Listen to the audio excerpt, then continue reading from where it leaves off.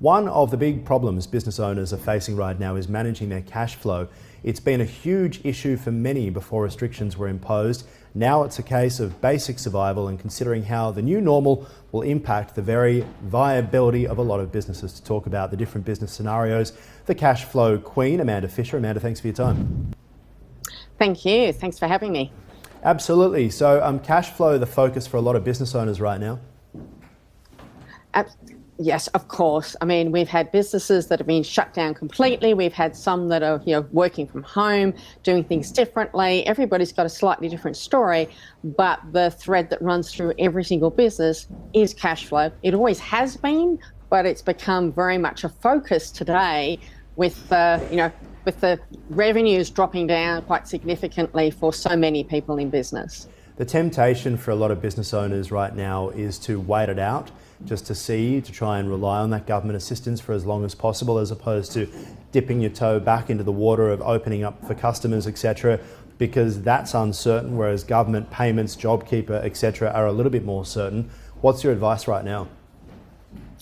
I think, look, you need to do a bit of both. I think sitting and waiting is not the right answer. I worry that the businesses that do that will find when they do open their doors again that they've lost their customers to someone else that did open in the meantime, and find a way of, opening in restricted ways, whatever that looks like, and every industry is different. I was talking to my hairdresser the other day, and she's got a booming trade going on. She's got all the things in place, so it works, but quite a few of her colleagues around, in the neighbouring suburbs and in the area around her, they've all closed. So where are their customers going to be when they reopen? Are they going to go back to them, or are they going to stay with the person that actually looked after them when times were tough and shutdown was on? So that is so true. That is so true. We've seen a lot of businesses that have closed, and it kind of feels unnecessarily so that they've done that. And you look at the ones who I've had the ongoing relationship, whether it be the coffee store that decided to stay open, etc. We've actually grown a lot closer from a customer to business relationship, and that will continue on the other side. And it's not that you feel nasty. It's up to people to make their own choice as to whether they want to reopen or not. But you do have it in the back of your mind. You want to support the people who supported us, because I needed a coffee every day.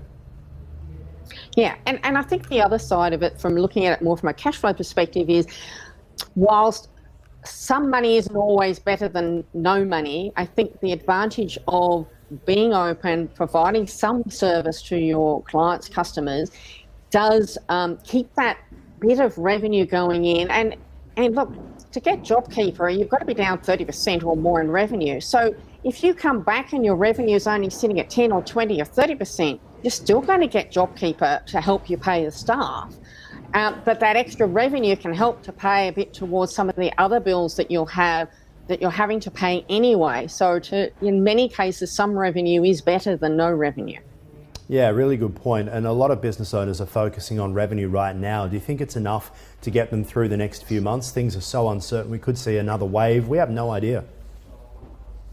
Well, I think one of the misnomers is people often look at revenue generally in businesses. If I'm making this much money, or I'm aiming for $200,000, $500,000, $1 million of revenue, and that's the number I'm aiming for. And the challenge with that is not knowing the rest of the numbers. So not knowing enough about your break-even number, how much your costs are, because revenue on its own doesn't mean you're making a profit. It doesn't mean you're actually making money. It doesn't mean you've got good cash flow either. So looking at it on its own is always a difficult thing. It's certainly an important number to look for now, but knowing your break-even number is in conjunction with that is really important. My experience with some businesses over the last few weeks is they're not really reading the room. So they have done everything from reducing the number of staff on the floor, but they're not reducing the cost of the products at all. And people are coming in perhaps more reluctant to spend. They may not even have the money that they used to have to spend, but the products are still the same, but the actual experience in store is way worse than what you used to. And that kind of viewpoint from a customer's perspective just sends us to Amazon, sends us away from there. What's your viewpoint to businesses that are reopening and keeping the prices the same, but removing the experience and blaming COVID for it? Look, I think, blaming COVID for anything in general is always a bad idea. But the other side of it is that what you're really wanting to be doing is upping the experience. And for some people, dropping the expenses down, really, the cost down isn't really too much of an option because their costs are high and they don't necessarily have a lot of margin. So to me, it's more around, yes, maybe if you can make that experience even more important, more one-on-one, more engaging, because you don't have so many people around, you're not doing the mass production, you are very much one-on-one with your customers. But the cost should have come down though, shouldn't they? Like the cost, we've had an opportunity to have relationship negotiations with our landlords. We've had a chance to also have negotiations when it comes to staff. As I mentioned, a lot of these shops have not returned to the same levels of staff that they've had before. They're also only allowing a certain number of customers in too. I went to a shopping mall on the weekend where the queue to get into one of the stores was just unbelievable. And you think, who would do this? What a horrific experience to go through. So much for browsing. It's just get in there if you absolutely have to. And yet the products are still the same price. Yeah.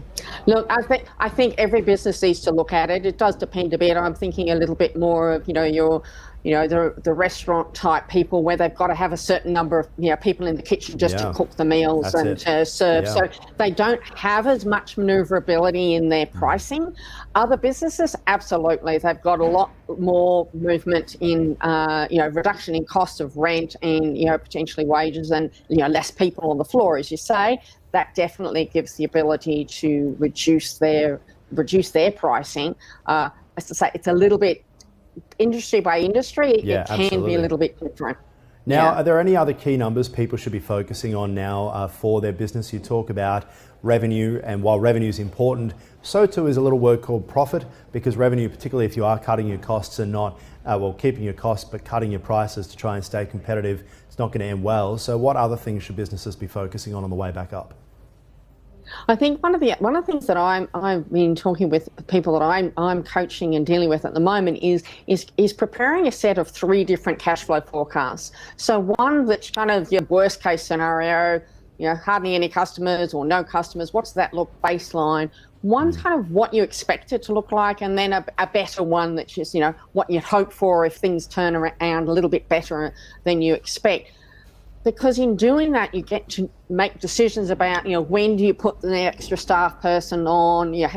How do you plan out bringing people back into on site into the workforce, and make those decisions ahead of time so that when the numbers are at that level, you don't have to think about, do I put John back on or Susie back on? You've already made that decision in advance. So having some of that mapped out. It will also tell you how much money you need to have to keep yourself going. And that's a big issue for now as to how long is that money going to last over the next period of time to keep yourself afloat as well. We just have no idea what is going on around the corner. Amanda, appreciate your time. Thank you very much for having me.